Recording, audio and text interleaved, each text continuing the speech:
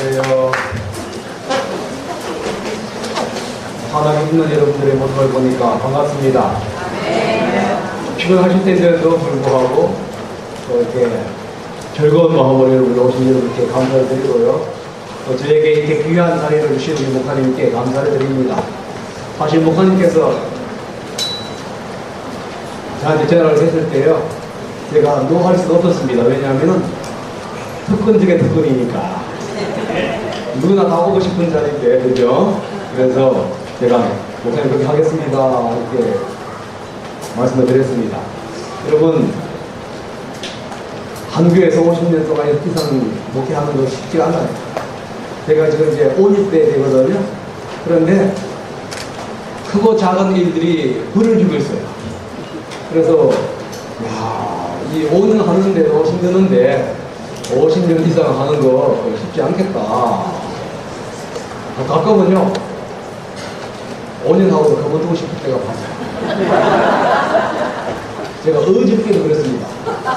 어저께 주일학교 부장집사님이 캠프를 갔다 와가지고는 갑자기 이 주일날 발표를 하겠다는 겁니다. 근데 이미 순서되어 있으니까 안 됩니다. 그랬더니만 화를 불러 내는 거예요.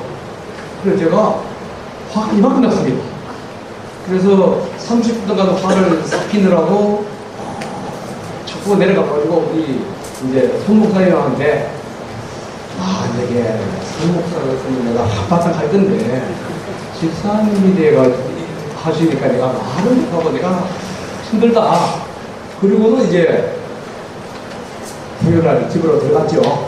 그런데 다시 한 번 더 말씀을 준비하는데 화가 계속 나오는 거예요. 그래서 했다가 주님, 제가 교만하니까 겸손하라고 아닌가 봅니다 하면서 제가 꼭 참고 이제 주일날 왔는데, 그때 딱 보이면서 어떻게 들었냐면요, 제가 가끔씩 우리 목사님께 대들거든요. 우리 김성태한테. 그런데 가끔 어떻게 들었냐면 집사님이 대들어도 힘든데 이 사역자가 대들어도 얼마나 화가 났을까. 그런데 그걸 참는 모습을 보면서 나도 우리 목사님 닮아가지고 좀 이렇게 참는 사람이 좀 돼야겠다. 그래서 부목사한테도 당신에 대해서는 내가 화냈을 건데 이 말 안 하고 웃을 수 있는 제가 되어야겠다, 이런 생각을 하면서 제가 왔습니다. 아무튼 여러분들 반갑고요. 오늘부터 목요일까지 있는 수양회를 통해서 여러분들께 나저나 함께 은혜 받고 좋은 시간 되었으면 좋겠습니다. 특히 제가 수양회 오고 싶어서 이유가 한 가지가 있습니다. 그게 뭐냐면요, 여러분도 알다시피 이 풍성한 삶 세미나입니다. 제가 이 얘기를 많이 들었거든요. 근데 제가 불감독에 있으면서 한 번도 수양회를 온 적이 없습니다. 그 얘기는 뭔 얘기냐면 한 번도 풍성한 세미나를 들어본 적이 없어요. 그래서 많은 강사님들이 오신 후에도 항상 그 얘기를 해요. 좋았다. 그래서 사실 제가 듣고 싶었어요. 그런데 이제 목회를 하다 보니까 그 후회를 버리고 풍성한 세미나 듣겠다고 이게 올 수 없지 않습니까? 그런데 마침 이렇게 초청을 해주니까 또 말씀도 전할 수 있고 들을 수 있어서 제가 감사합니다. 그래서 제가 기쁜 마음으로 또 즐거운 마음으로 또 은혜 받고 돌아가기를 원합니다. 저를 말씀 보시겠습니다. 말씀은요 1장 전체인데 1장 전체가 아니라요 17절부터 21절까지를 읽겠습니다. 1232페이지에 있습니다. 1232페이지 17절부터 21절까지인데 내용이 안 많으니까요 함께 저희들이 교독하시겠습니다. 1232페이지입니다. 시작. 하나님이여 이 내 소년에게 아직 안 쓰셨군요. 죄송합니다. 구약성경책 1232페이지 다니엘서 1장 17절부터 21절입니다. 다니엘서 1장 17절에서 21절 1232페이지에 있습니다. 구약성경책 읽겠습니다. 시작. 하나님이 이 내 소년에게 방문을 주시고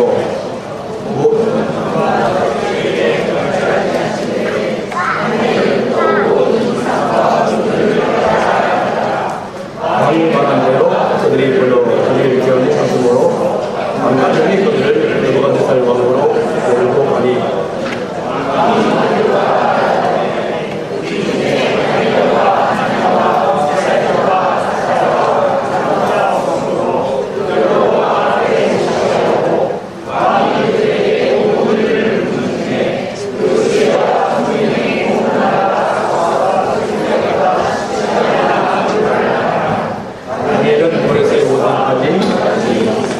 아멘. 잠깐 기도하시겠습니다.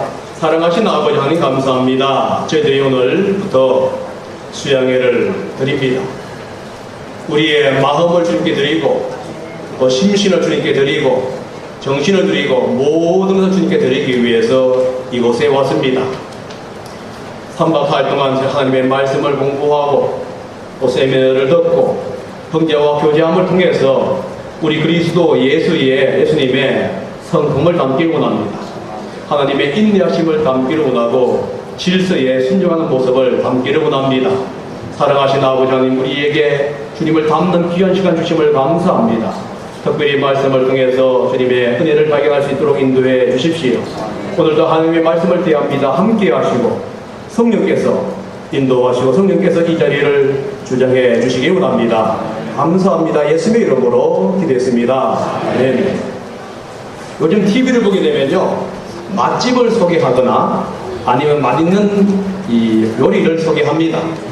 그런데 같은 재료, 같은 도구, 같은 레시피를 사용하는데도 맛은 제각기 다릅니다. 왜 같은 재료, 같은 요리 도구, 같은 레시피를 사용하는데 맛이 다를까요? 그것은 뭐냐면요, 냄비 젓는 현상 때문에 그렇습니다. 냄비 젓는 현상이 무슨 뜻이냐 하면은 같은 레시피지만은 수프를 만들 때에 냄비를 젓는 사람에 따라서 음식이 다르다는 얘기입니다. 우리나라로 말을 하게 되면은 손맛이 다르다 이렇게 얘기할 수 있습니다. 그러니까 어떤 사람이 요리하느냐 따라 가지고 음식이 다른 거예요. 맛이 다릅니다. 이것은 믿음 생활에서도 마찬가지인 것 같아요. 같은 환경으로 해서 살아갑니다. 같은 예배를 드려요. 같은 찬양을 부릅니다. 같은 성경을 읽고요. 같은 말씀을 들어요. 그런데 어떤 사람은 신앙이 좋아지고 어떤 사람은 그렇지 않는다는 겁니다. 우리 또한 같은 신앙의 위기로 강합니다. 그런데 왜 각기 다양하게 각기 다른 결과를 나타내냐는 거예요. 왜 그러냐면요, 그 상황을 접하는 사람에 따라 가지고 믿음의 결과가 다르게 나타나기 때문에 그렇습니다.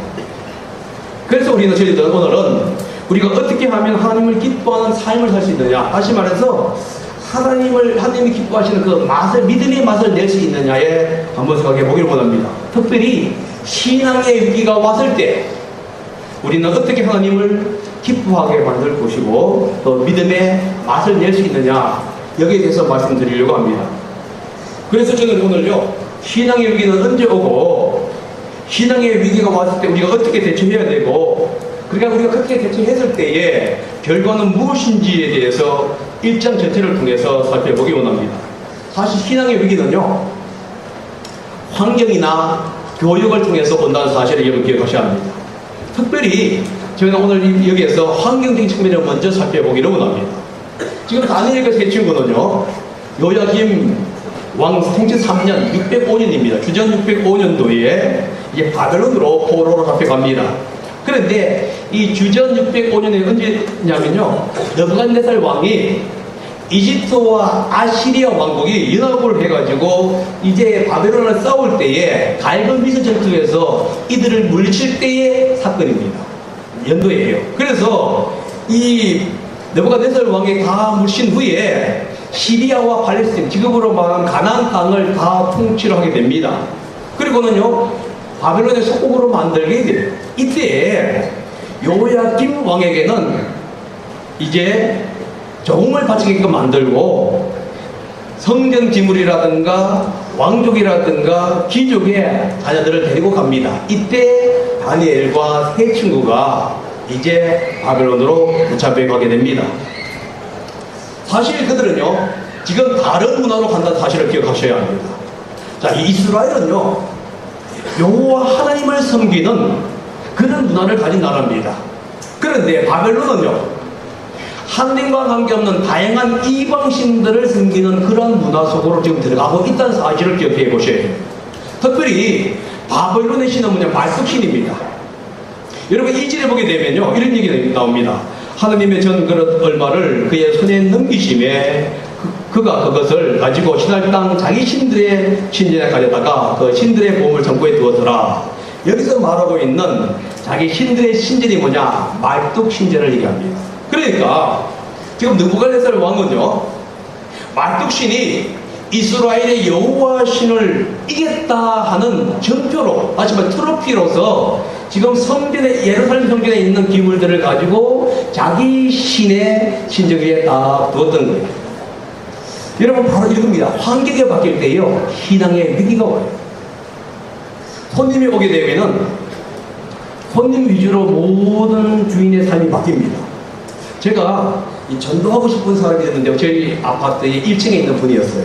그래서 어떻게 해가지고 우리 집으로 초청을 해서 식사를 하게 되었습니다. 그런데 그때 우리는요, 모든 것이 그 손님, 그분의 가정에 맞춰서 다 바뀌고 있는 모습을 보았어요. 한 사람이, 한 가정이 손님으로 왔을 때도요, 그 사람에 맞춰서 모든 것을 맞춘다고 한다면은, 한 나라에서 다른 나라로 이민 간다거나 아니면 포로로 갔을 때는요, 상황이 완전히 바뀌어버립니다.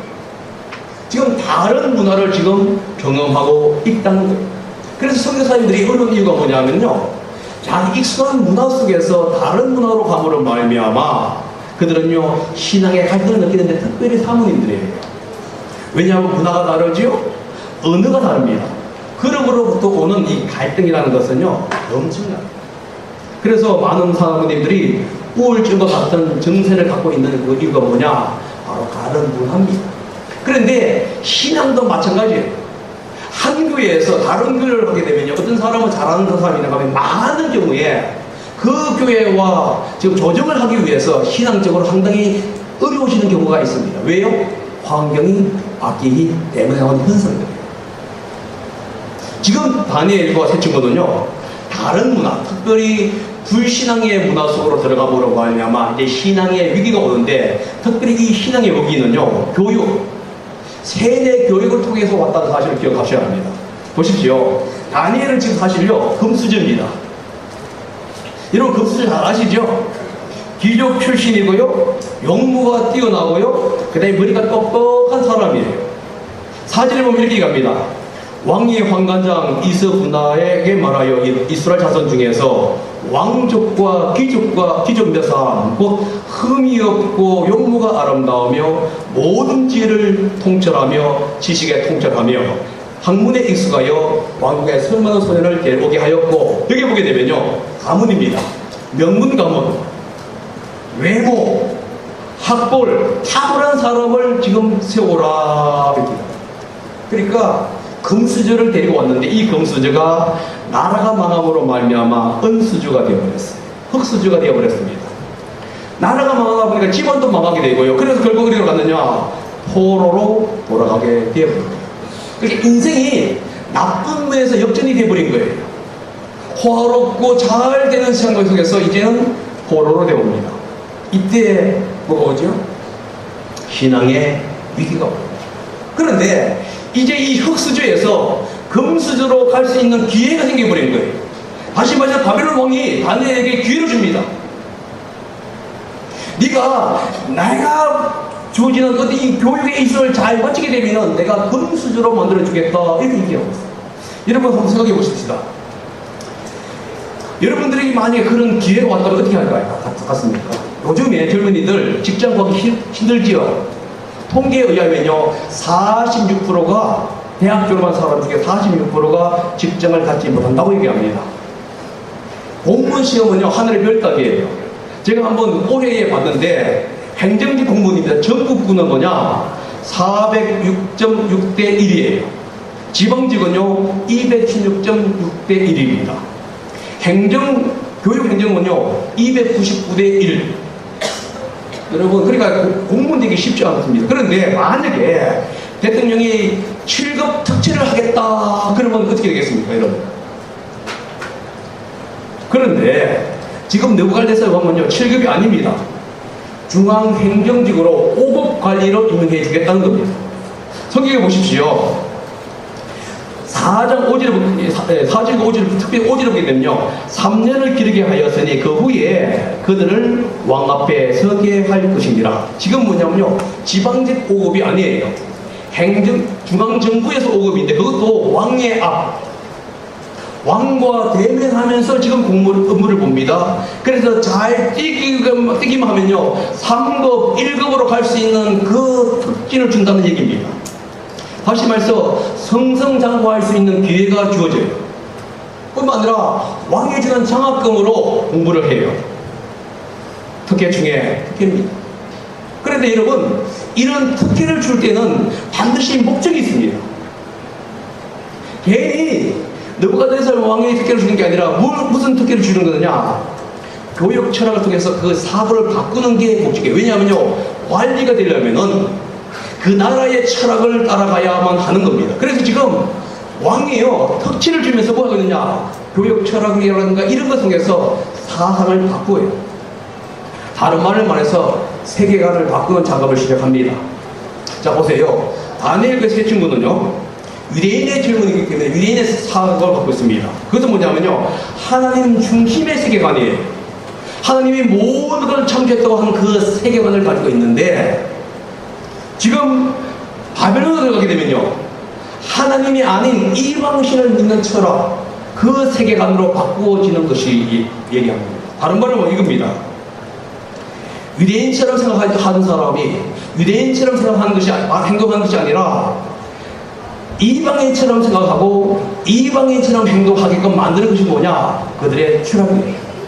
오늘날 우리로 얘기한다면 그리스도인처럼 행동하고 그리스도인처럼 생각하는 것이 아니라 믿지 않는 사람처럼 생각하고 믿지 않는 사람처럼 행동하게끔 만드는 게 뭐냐, 오늘날 교육의 철학이에요. 여러분 이게 바벨론의 철학입니까? 오늘날 우리 철학은 아닌가요?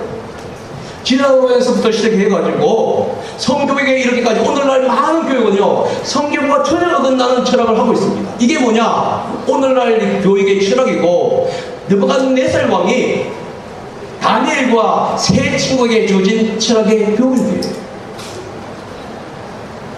근데 이것을 이수하게 되면요 성성장구할 수 있습니다. 또한 신앙의 무게는 어디서 오냐면요 종교 개정입니다. 여러분 성경에 보게 되면요 왕이 지정해주는 음식을 먹었다는 얘기가 나옵니다. 왕이 지정하여, 여러분 왕이 뭐라고요? 지정해준 음식이에요. 이것은 특권 중에 특권일 거예요. 오늘날 대통령하고 식사한 거 그렇게 쉽지 않아요. 많은 사람이 대통령하고 면담하기를 원하고요 여당 대표까지도 이 대통령과 식사하는 것이 어렵습니다. 그런데 지금 뭘 얘기하고 있습니까? 왕이 지정해주는 그 음식, 때때로 왕과 함께 식사를 할 수 있는 그 특권을 준다고 생각해 보시기 바랍니다. 얼마나 영광의 왕이겠습니까? 그리고 지금은 왕이지만 그 당시에는요 바벨론 하게 되면은 전 세계를 통치하는 세계의 강대국입니다. 강대국이 왕과 함께 식사할 수 있는 특권을 준다는 건요 놀라운 거예요. 그런데 여기에도 함정이 있어요. 이 함정은 뭐냐면요 왕이 주는 음식은 우상 제물과 관계 있는 음식입니다. 그러니까 이방 신에게 드리신 음식을 먹는다는 얘기는 뭐냐, 이방 제사 의식에 참여한다는 얘기가 되고요, 다른 말로 말하면 이방 신을 내가 모시고 섬기겠다고 하는 그 표현이 이 음식 속에 들어가 있다는 거예요. 그런데 여러분 3년간 이 음식을 먹는다고 생각해 보시기 바랍니다. 그럼 젊은 사람들은요 생활 습관이 완전히 바뀌어져 버려요.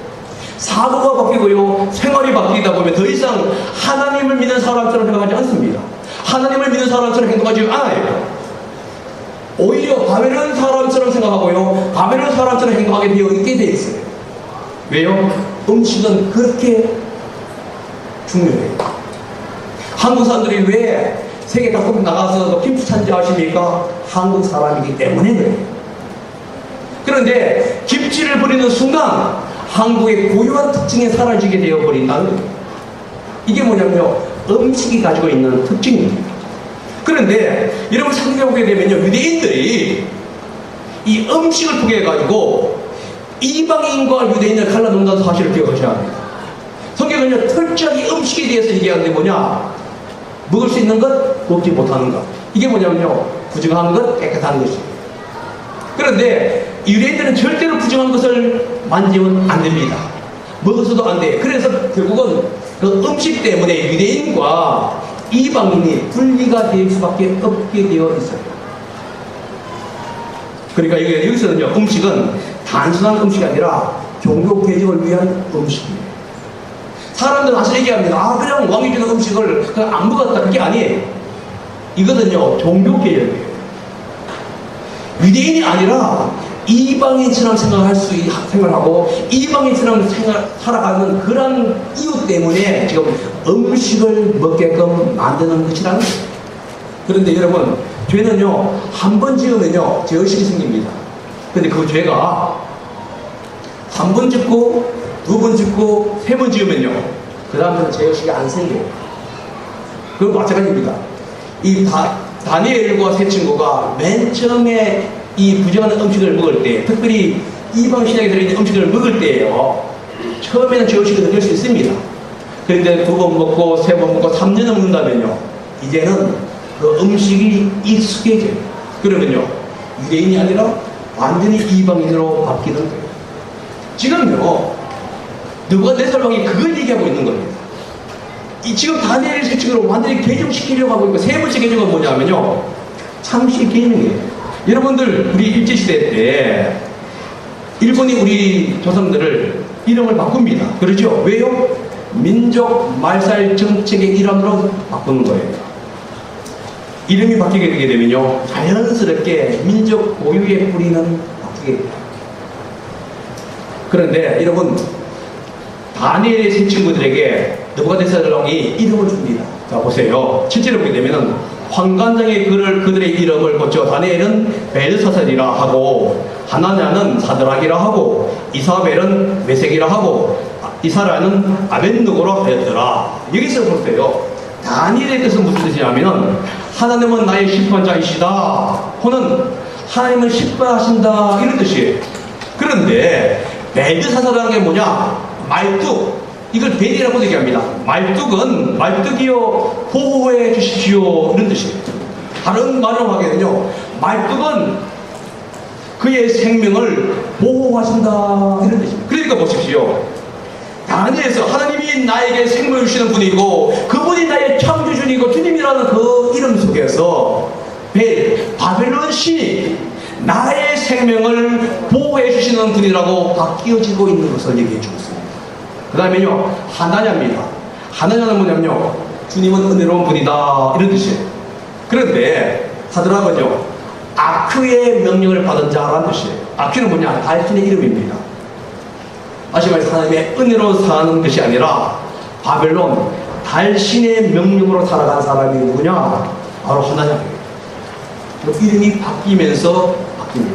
그 다음에요, 미사일이 나옵니다. 누가 하나님과 같은 고? 요것인데, 메삭을 얘기했더니요, 누가 아큐와 같은 고? 이거예요. 그런데 누가 아큐와 같은가 하는 이 메삭이 또 어떻게 되냐면요, 나는 신 앞에서 절망한다, 나는 신 앞에서 하찮은 존재다, 그런 뜻이에요. 그러니까 보십시오. 누가 하나님과 같은 거, 다시 말해서 하나님만이 최고의 하나님이라고 주장하는 그 미사일의 이름 속에서 하나님보다 더 높은 이가 있는데 누구냐? 아큐예요. 그 아큐 앞에서 나는 빛이나고 아무것도 아닌 존재라고 얘기해 주는 게 뭐냐? 바로 메삭이라는 뜻입니다. 그 다음에요, 아사랴가 나옵니다. 아사랴가 뭔 뜻이냐면요, 주님은 돕는 분이시다, 이런 뜻이에요. 그런데 아벤느고는요, 너부의 종이에요. 이 너부라는 게 뭐냐? 말뚝 신의 아들이에요. 그러니까 바벨론의 두 번째 신의 아들인데, 그 신의 종이라는 뜻이에요. 그러니까 보십시오. 주님의 도우심을 믿고 살아가는 우리가 더 이상 주님의 보호로 살아가는 게 아니라 말뚝 신의 아들인 두 번째 신의 종으로 살아가고 있는 존재다, 이런 뜻으로 우리는 해석되는 거예요, 성경은. 그러면 결국은요, 문제가 없습니까? 이 창시 계명 같은 이름을 통해서요, 더 이상 하나님의 자녀가 아니라 이방 신의 자녀로서 지금 바뀌고 있는 과정입니다. 이 모든 과정이 뭐라고요? 사상교육. 보이지 않는 가운데 교육을 통해서 종교개혁, 종교 음식을 통해서 그리고 이름을 창조를 통해서요. 지금 서서히 뭘 하고 있느냐? 신앙을 대조시키고 있는 거예요. 오늘날 우리는 이 세대도 마찬가지라고 봅니다. 수많은 교육이요, 수많은 것들이 하나님 아니라 이 세상의 것으로 채워지는 것으로 가득 차 있어요. 특별히 젊은이들한테는요, 엄청난 유혹들이 들어오고 있습니다. 그래서 믿음의 정체성을 흔들리게 만들고 유혹하게 만드는 일들이 수없이 들어오고 있어요. 더 이상 기독교 정신이 아닙니다. 그런데도 불구하고 오늘날 수많은 부모님들은 기독교 정신으로, 신앙의 정신으로 자녀를 키우는 게 아니라 세상의 교육으로 그들을 키우려고 열심히 노력하고 있어요.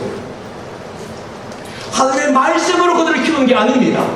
오히려 학교 교육, 학원 교육으로 그들을 채우고 있는 모습을 보입니다. 그래서 주일학교는 안 돼요. 학생부도 안 됩니다.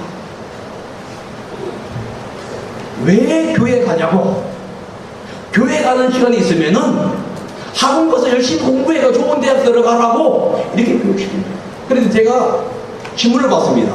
그랬는데 집사와 장로의 프로페지와요, 일반 성도의 프로하고 틀립니다. 일반 성도들은 오히려 교회 가라고 한답니다. 그런데 장로와 집사님들이 오히려 교회 가지 말고 학원 가가지고 열심히 공부해서 좋은 대학 가라고 한다는 프로세지가 더 많이 나와요. 제가 이걸 보면서 상당히 충격입니다. 지금 이게 뭐냐? 느부갓네살 왕이 지금 한 것이에요. 내가 너를 금수저로 만들어 주겠다는 거예요. 그러니까 네가 하나님을 버리면 돼. 그리고 세상을 쫓으면 내가 너를 금수저로 만들어 주겠다, 이 제안을 하고 있는데 오늘날 이 세상 똑같이 그렇게 얘기합니다. 금수저가 되기 위해서는 교회를 버려야 돼요. 이게 뭐냐? 신앙의 위기입니다. 특별히 이 신앙의 위기는요, 우리가 신앙생활을 하다 보게 되면 하나님이 아무것도 할 수 없다고 생각할 그때 옵니다. 그럴 때 우리가 중요한 것은 뭐냐면요, 믿음의 결단을 내려야 해요. 성경에 우리가 이렇게 얘기합니다.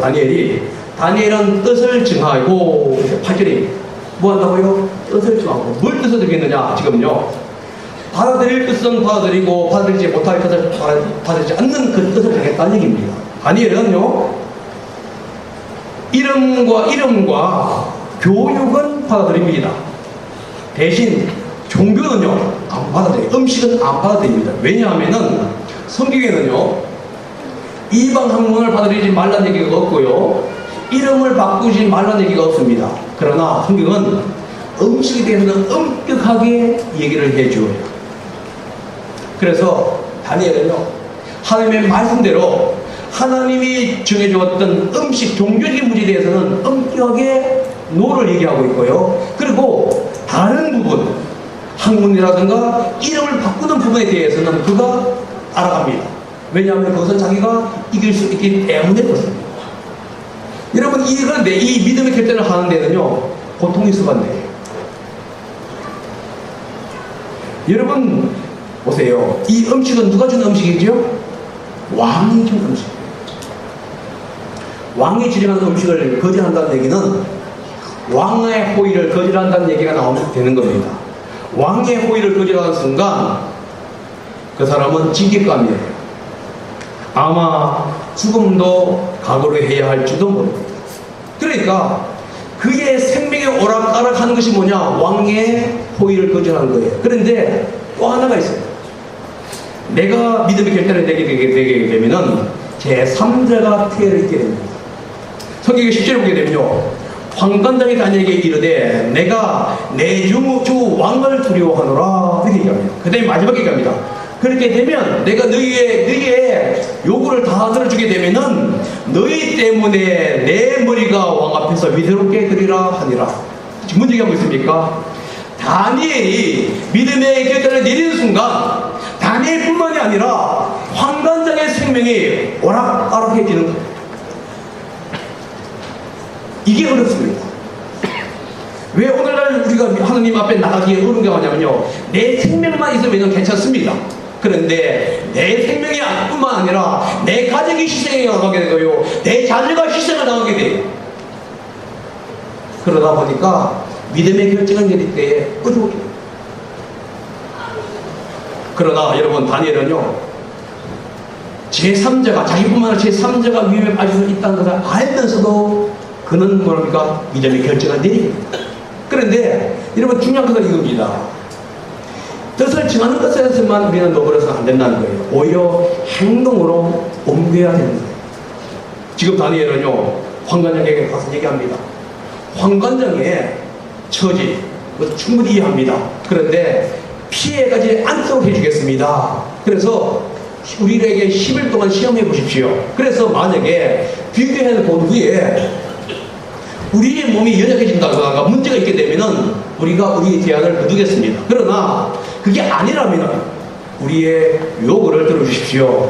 그러자 황관장은요, 자기를 생각해주고 있는 이 다니엘과 다니엘 세 친구를 요구를 거절하지 못하고요, 마지 못해서 들어줍니다. 그런데 10일 후에 어떻게 됐다고요? 더 좋은 혈색으로 더 충매해진 것을 보니까 이제 황관장이 요청을 수락합니다. 여러분, 바로 이 부분이에요.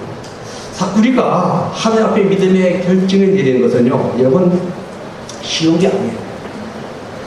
어쩌면 여러분의 생명은 요구하지 못한다 할지라도 여러분의 생활에 막대한 타격을 가할 수 있습니다. 믿음의 결단 때문에 여러분들이 원하는 대학을 포기해야 할지도 모르고요, 믿음의 결단 때문에 여러분이 원하는 대학, 직장을 포기해야 할지도 모르고요, 믿음의 때문에 여러분의 개인뿐만 아니라 여러분의 가정이 어려워질 수도 있다는 거예요. 그만큼 믿음의 결단은요, 엄청난 대가를 요구합니다. 그런데도 불구하고 하나님은 우리에게 믿음의 결단을 요구하고 있습니다. 그러면 우리가 봅시다. 우리가 만약에 믿음의 결단을 했다고 합시다. 그럼 어떤 보상이 오지요? 성경은요, 엄청난 보상이 주어진다는 얘기를 해주겠습니다. 오늘 그게 뭐냐? 오늘 우리가 읽었던 본문이에요. 먼저는요, 사람으로부터 은혜와 긍휼을 받게 됩니다. 구절을 보십시오. 하나님이 다니엘로 황관장에게 은혜와 긍휼을 얻게 하신지라. 뭐라고요? 믿음의 결단을 내리려고 했을 때에 황관장으로부터 은혜를 받게 합니다. 그런데 황관장이 누굽니까? 그 당시에 느부갓네살 왕의 최고의 측근이에요. 지금으로 말한다면 수석 비서관 아니면 비서실장에 해당하는 사람입니다. 그 사람의 은혜를 입게 돼요. 그렇다면요, 그 사람의 혈세는 두말할 필요도 없습니다. 두 번째요, 학문의 영역입니다. 하나님이 학문의 영역에서 탁월한 능력을 주십니다. 여러분 17절을 보게 되면 이렇게 합니다.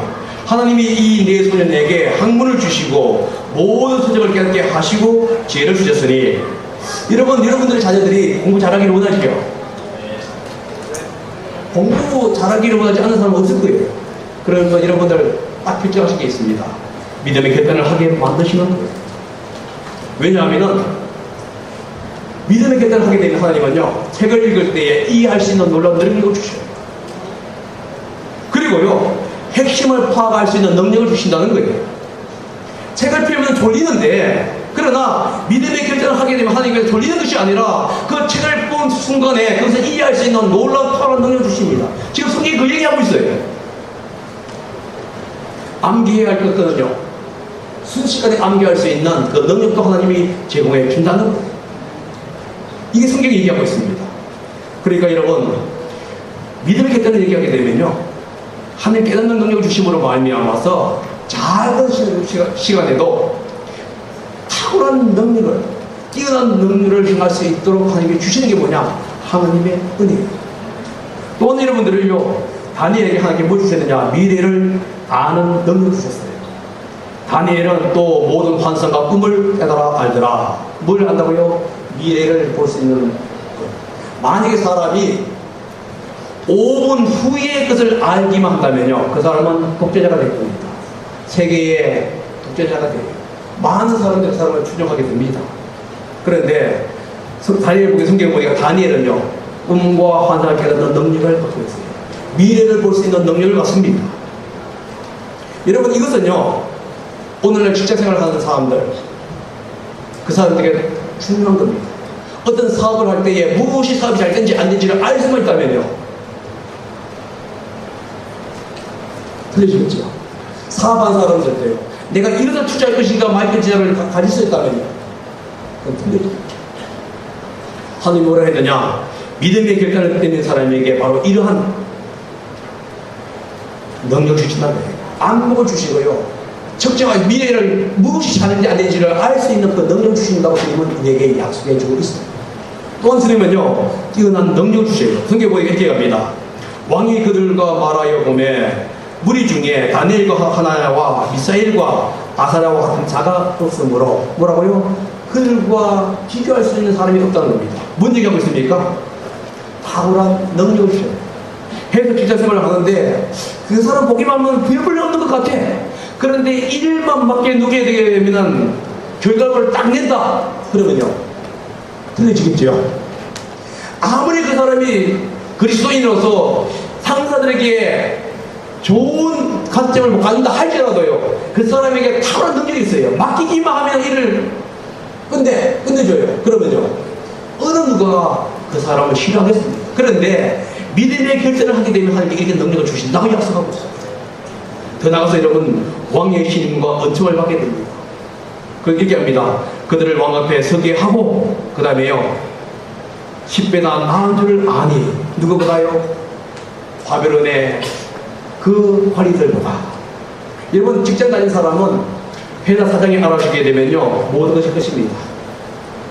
사장이 알아주게 되면요, 다 돼요. 뭐 직원들이 뭐라고 얘기하든지 간에 사장이 그 사람을 인정해주게 되면 되는데, 보십시오. 지금 왕이 인정해줍니다. 왕이 그 사람, 다니엘 그 친구가 다른 어떠한 사람들보다 탁월하면서 인정해줘요. 그러면요, 당연히 그의 앞길은 열릴 수밖에 없어요. 더 나가서 여러분, 하나님은요, 은혜의 장수의 은혜를 주십니다. 성경 보니까 이렇게 갑니다. 다니엘은 고레스 원년까지 있으니라. 이 고레스는 누구냐? 바벨론 제국을 멸망시킨 페르시아 왕입니다. 그런데 주전 538년에 고레스가 바벨론을 정복해요. 그런데 여러분, 다니엘이 언제부터 느부갓네살과 함께 일을 하지요? 605년부터. 그러면요, 장장 60년이에요. 우리가 60년, 우리 목사님이 지금 50년 넘었지 않습니까? 그죠? 그런데 관리로, 그것도 높은 고관으로 60년 동안 재직하고 있는 거예요. 그런데 여러분, 이게 중에서요, 하나만 해도요, 엄청난 축복입니다. 그런데, 맞죠? 그런데 하나님은 이런 놀라운 은혜를 주시다가 누구에게요? 믿음의 결단을, 맞죠? 그래서 신앙의 오기는 오지만은 믿음의 결단을 하는 사람이 하나님은 이런 은혜를 주신다고 약속하고 있다는 거예요. 사람은 여러분, 신앙생활 하다 보게 되면은 우리는요, 위기의 신앙이 와요. 시련도 오고요, 어려움도 오고요, 고난도 오고요, 여러 가지가 옵니다. 그럴 때 우리는요, 믿음의 결단을 내려야 할 필요가 있어요. 내가 주님 앞에 굳게 서겠다 하는 믿음의 결단을 내릴 필요가 있다는 거예요. 여러분, 이 일제시대 때 전 재산 600억을 팔아가지고 독립운동을 위해서 쓴 사람이 있습니다. 그 사람이 누구냐? 우당 이회영입니다. 우당 이회영은요, 여러분 오성과 한음 아시죠? 오성과 한음 속에서 오성 이항복의 후손이에요. 그런데 그 당시에 명동 일대에 땅을 다 소유한 그 부였다고 합니다. 그런데 1910년도에 경술국치 때 나라를 잃게 되자 이제요, 이회영과 그 형제들은요, 자기의 전 재산을 팔아가지고 독립운동을 위해서 쓰기를 결심합니다. 그러자 일본은요, 이 귀족 자기와 은사금을 주겠다고 회유를 하는데도 불구하고 자기 땅을 팔아가지고요, 낯선 안주 땅으로 갑니다. 그 당시에 판 돈이 얼마냐? 40만 원이라고 합니다. 그 40만 원 지금으로 하면 600억 원이랍니다. 그런데 급히 팔았기 때문에 40만 원이고 일반 식도로는 2조 원에 가까운 돈이라고 합니다. 그 돈을 가지고요, 그는 신앙무관 학교를 세웁니다. 그리고요, 3,500명의 독립군을 길러냅니다. 국가를 위해서 이렇게 하면 반면에 자기 가족은요, 극심한 가난으로 고생을 하게 됩니다. 그의 첫째 아들인 이건영은요, 사형을 당하고요, 둘째 이석영은요, 상해에서 굶어 죽게 됩니다. 셋째는요, 사망을 하고요, 넷째는요, 국정에서 행방불명이 됩니다. 그 다음에 이 우당 이회영의 네 형제들도 항일 독립운동을 하다가 다 죽게 됩니다. 그런데 한국 정부가 그를 위해서 무엇을 했다고 하는 기록이 없습니다. 자기 전 재산을 팔고 가족을 다 희생하면서까지 국가를 위해서 독립을 위해서 싸웠는데 한국 정부가 그를 위해서 했다는 것이 없어요.